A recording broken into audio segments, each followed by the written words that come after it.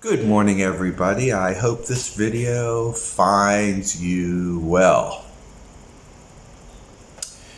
Today, the subject of this video is about what's going on right now inside of China. Big news, big exciting things that are defining what's going to happen to the rest of the world for centuries hence.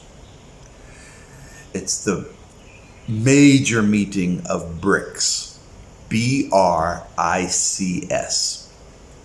It's Russia, China, India, Brazil, South Africa. And if you go on the internet, you will see people talking about this, and a lot of what they have to say is legitimate. The demonization comes from American and its proxy media. They're saying either nothing is important because these are trivial countries, or they're painting a bad picture. The reality is the big meeting this week is about currencies. It's, of course, the decline of the US dollar is in process. Oh, Americans will still be using the US dollar. Australians will still be trading in the US dollar with America and all this kind of stuff. The proxy nations will all be still based on this useless piece of paper. But BRICS, on the other hand, has created a basket of commodities. And the currency that they will be using will be based upon that basket of commodities. And why is it important? Well, nations like Brazil, India, South Africa, who have strengths in certain minerals or certain products, if their exporting items are listed as one of the commodities that this, and it will be of course, for this new currency, they will become much richer. And they will want to trade in this currency. And so, yeah, of course, the big commodity warehouses such as China and Russia, of course, they're talking about natural resources. They're also talking about people resources. So, yeah, so there's a lot of discussion going on it. It's not, well, is it going to happen? It's in process, and it is happening. And it's going to change the economic situation for the world substantially. But that's not what I'm going to talk about here.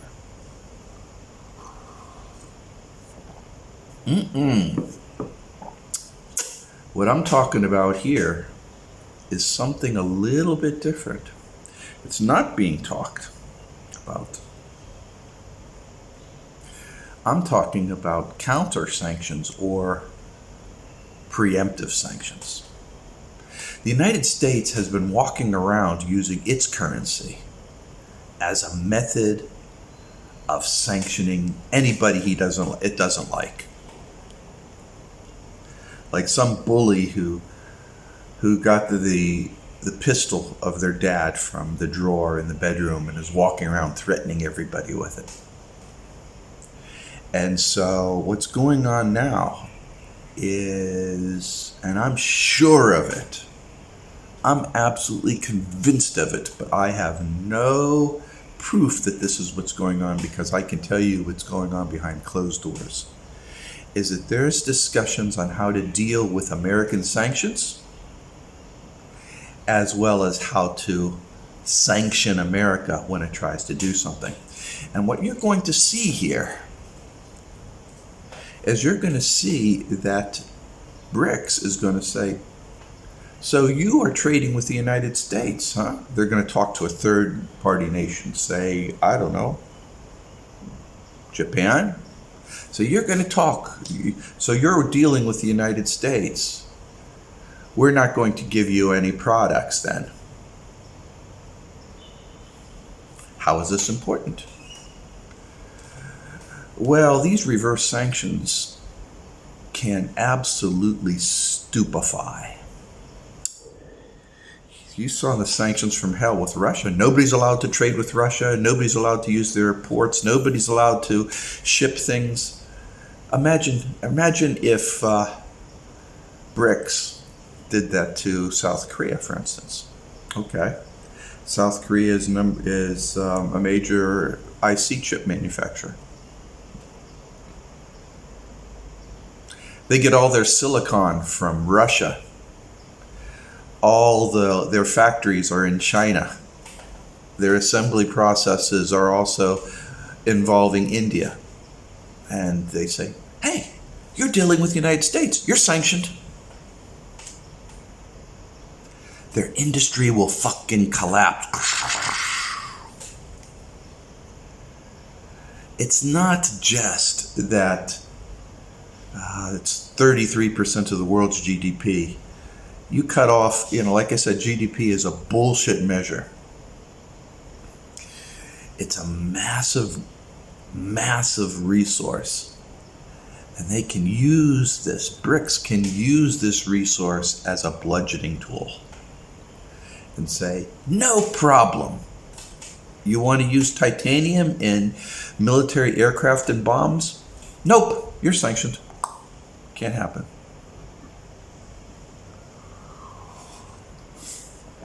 You want to drive electric cars?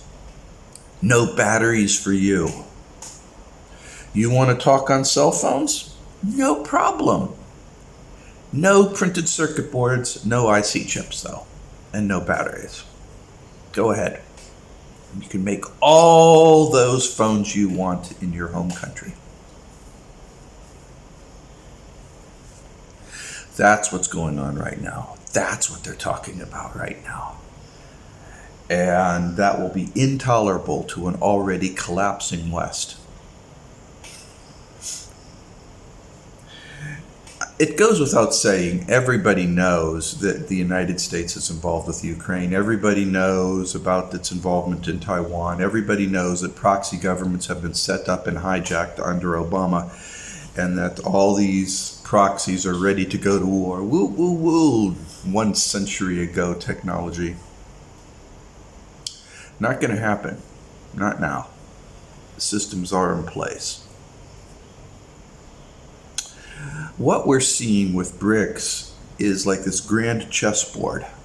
And for the last number of years, we've been seeing chess moves being done. America has a chessboard, and Asia has a chessboard. And America's been moving things, and they're very, very obvious.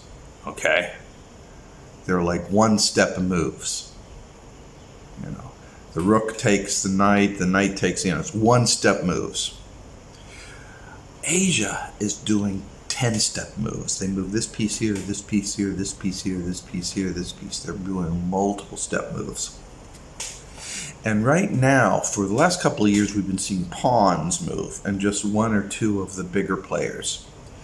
Now we're starting to see movement of bishops, queens, and rooks, and we're seeing them come around. Movement towards a death blow, movement towards checkmate. That's what we're seeing. That's what's happening. And I don't have any proof that that's what's going on, but come on, people. You don't think that China is intelligent? You don't think Russia is intelligent? You don't think that there's intelligent people in India? You don't think they can't see what's going on? Of course they know what's going on. They're armed to the teeth, and they will strike back, but they're going to do other things. And what they have planned is going to be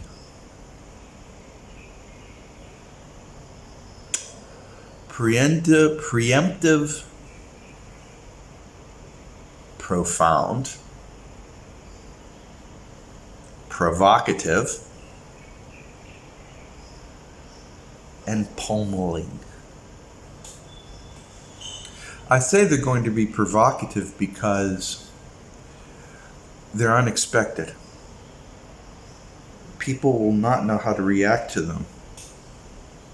Just like they're saying, why did Russia attack the Ukraine? Peaceful little Ukraine. Russia's such a bad person. As the ignorant sheeple, bah. And they'll do the same thing. And it will appear to be provocative. Why the heck did China sanction the United States? America is so free. You're going to say nonsense like that, you know. Freedom. Freedom. Ah, delicious freedom.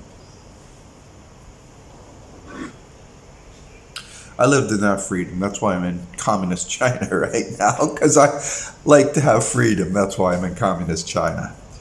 I'm not being salacious. I'm not being contentious. I mean, it's true. There's a hell of a lot more freedom here than I ever had in the States. It's like that Journey song. Who's crying now? Na, na, na, na, na. I can smoke at my fucking desk. I have an ashtray on my desk. Can you do that in the States? Can you? I can go work at a job. I just walk in there and say, I want to work here. I say, okay, here. Sit on that desk, start working.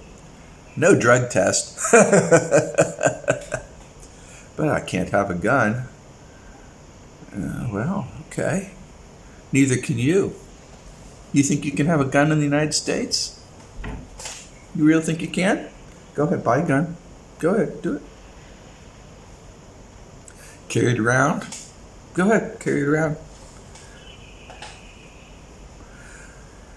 When you do that, that means you're going to have a point in time where you may use that gun. Is that a kind of community that you want to live in? Where you have to be armed? Just in case? That's not the kind of world I want to live in. Sorry, people. I don't want to live in a world where I have to have a gun to defend myself.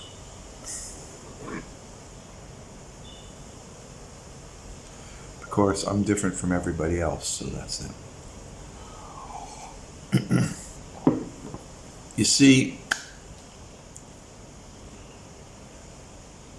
what's going on right now is going to absolutely define what's going to happen for the next 100 years. It'll define the lifestyle of your children and your grandchildren. And I'm hoping that it will not be bloody, but it will just be economic. And what they're trying to do is they're trying to measure down the bloated apparent strength of what the United States currency is to what it actually is. They're going to let the air out of this big balloon, this big artificial narrative. And the United States dollar is going to come down to represent its true and real buying power. And with that will be apparent collapses, hopefully not sudden, but collapses as things decompress. I think that all of them are trying to do things in measured stages so that nothing is too harsh. But what I anticipate seeing is a controlled decompression of the value of the United States dollar and a sizing down of all Western industries that use it. The value of the US dollar decreases and the value of these new basket of currencies in BRICS is going to skyrocket.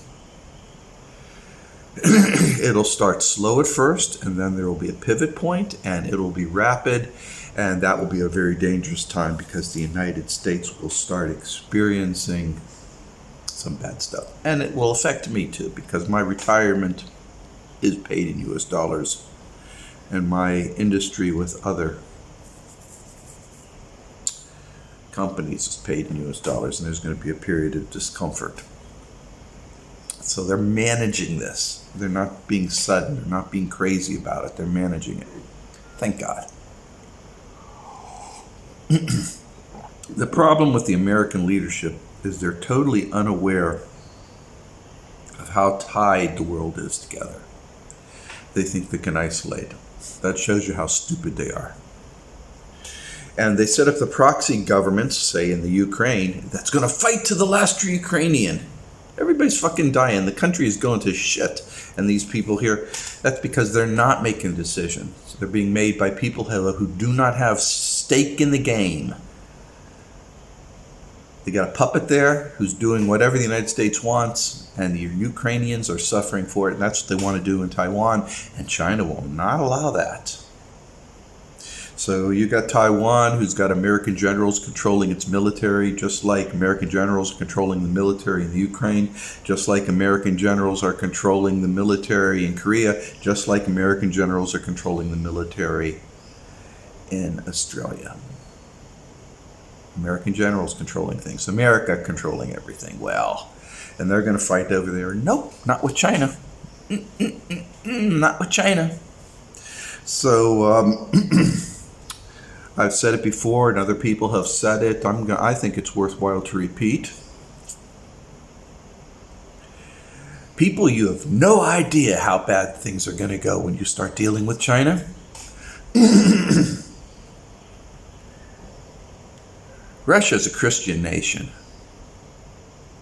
Putin's a patient man. China's a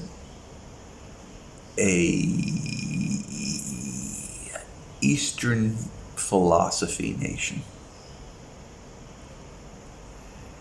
And they will fucking ream your goddamn ass. You don't want to fuck with them.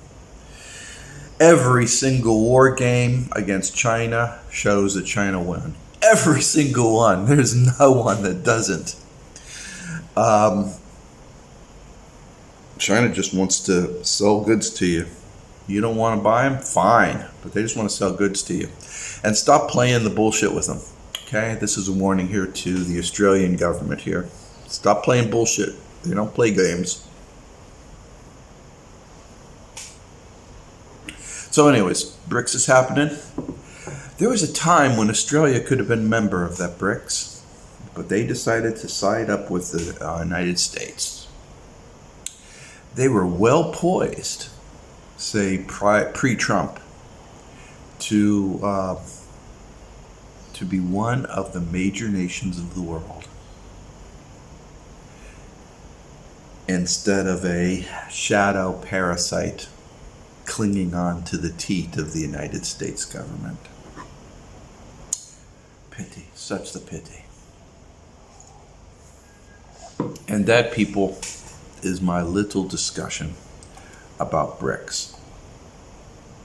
And keep in mind, no matter what happens, it's a controlled demolition. Controlled demolition. A controlled evolutionary event that's going to switch the world's currencies. This is going to, in turn, create some changes in economic balance.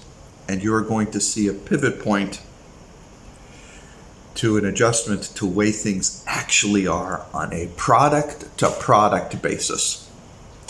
Not, oh, it says here in the Financial Times that there's so much value of this internet company that makes nothing, to something like, okay, you make absolutely nothing, your value is absolutely nothing.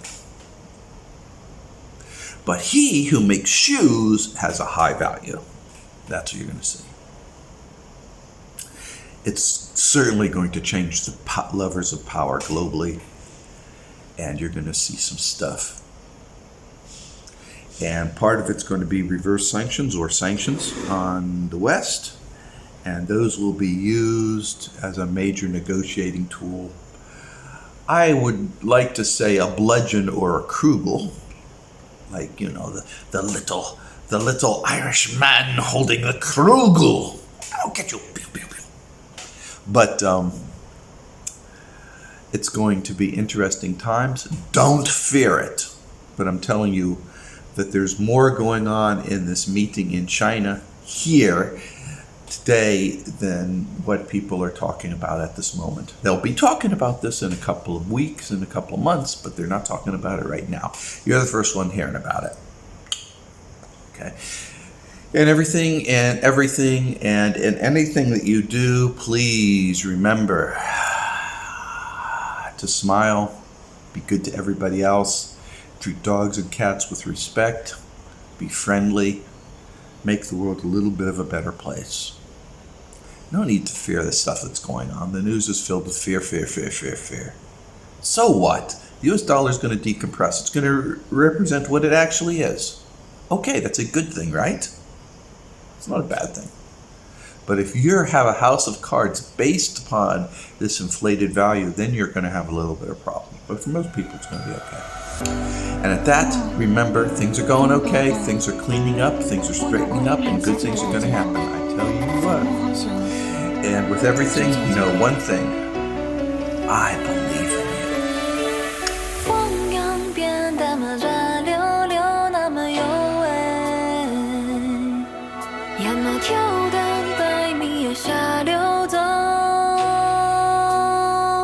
找寻着我的名字，在经历几尺对世界轮回几次，无喜无怒亦无悲无畏的样子，从来也感觉不到时间变迁，只记得那双手，后来便抓住很久，秘密也一无所有，怎么渐渐轮回中下缺口，连绵雨天的颤抖，被谁那么拼命的守候，春意又风上了去呀，写上了那段话，我是粗粝的是该深的吧，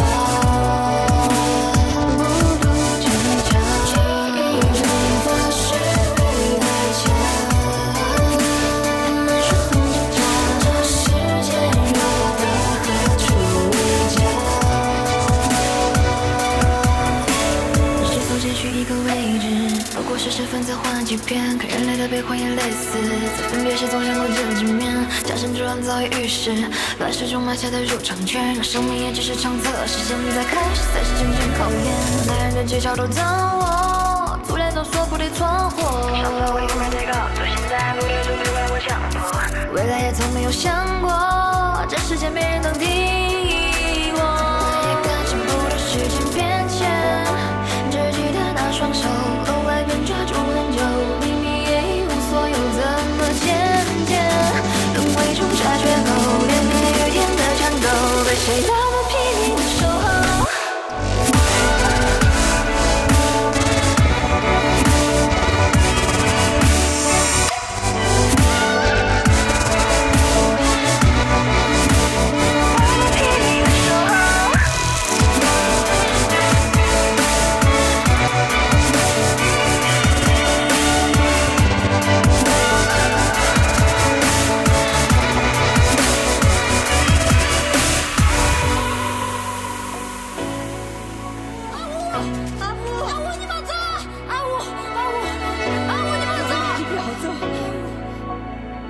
不死不养我在村里待到了没？阿如，早已对不起你，虽然从头不能带了，但是